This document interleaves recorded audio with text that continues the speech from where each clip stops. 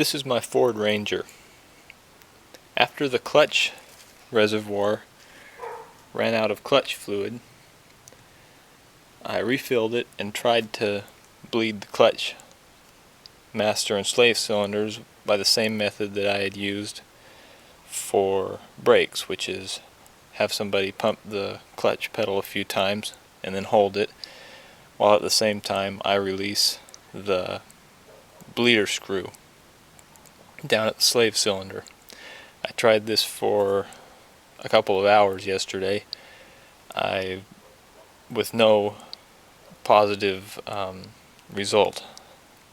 I went through about a pint of brake fluid doing it too, because I completely flushed the system as well, but still no positive result. The clutch just went to the floor without disengaging, with a very soft pedal feel.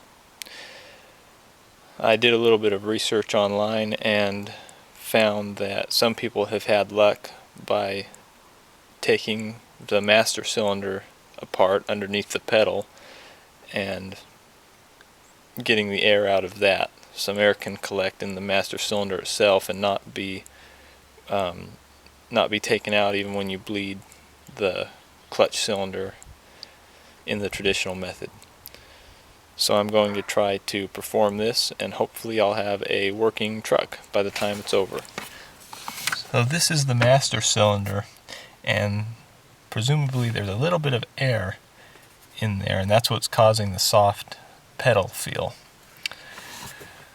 We need to access underneath this starter interlock switch a snap ring, which will release the piston, and then we can pull the piston out of the master cylinder enough that it will bring the fluid to the very top of the master cylinder and purge any air out of the system. We need to remove the interlock switch. To do that, you just pull it up and turn it, and then there's this little slide clip that needs to be removed. You just squeeze together these two little tabs here and push up.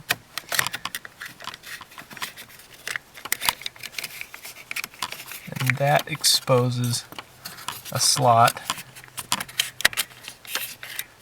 to take the switch off. I'll tuck this out of the way.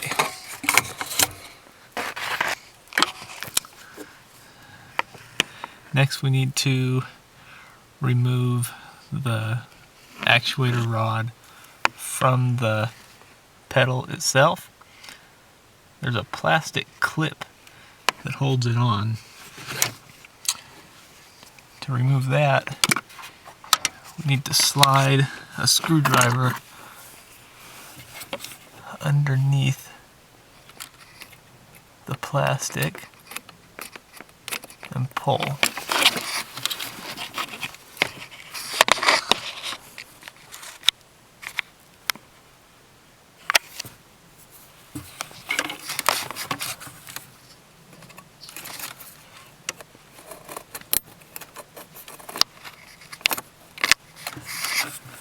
It can be tedious.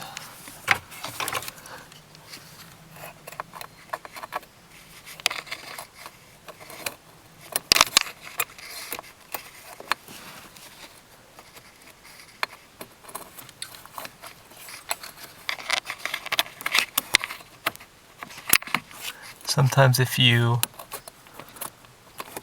pull the rod along with the clip, it helps. Or spinning the clip. It's a fragile little thing, so you don't want to break it. There. So it just pulls off kind of in one motion. I got the snap ring out with just a screwdriver. It took a little bit of work, but I found that if I pushed down the piston, that allowed me to push my screwdriver into the holes of the snap ring and just kind of pry it up little by little. So now you can see it's loose around the shaft. Now my next job is to just pull up on this. I need to pull up until fluid comes out. Looks like this. Still not quite enough.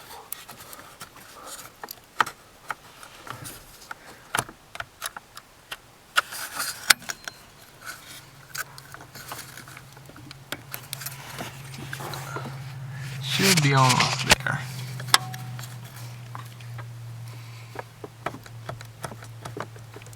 Whoop. Whoop, fluid. Watch out, floor. So there, I should be completely purged of air now. Before, the pedal would go all the way to the floor and not disengage. Now, the pedal is firm right off the top where it should be. If I push it, it will disengage and truck will roll. So I'm back in business. Woohoo! I wasn't able to get the snap ring back in there. I'll have to just wait until I can find some snap ring pliers to do that. So for now, it's just going to have a little bit of extra upward play, but it'll be good for the few days until I can get some snap ring pliers. I reinstalled the starter interlock switch and it should be ready to go.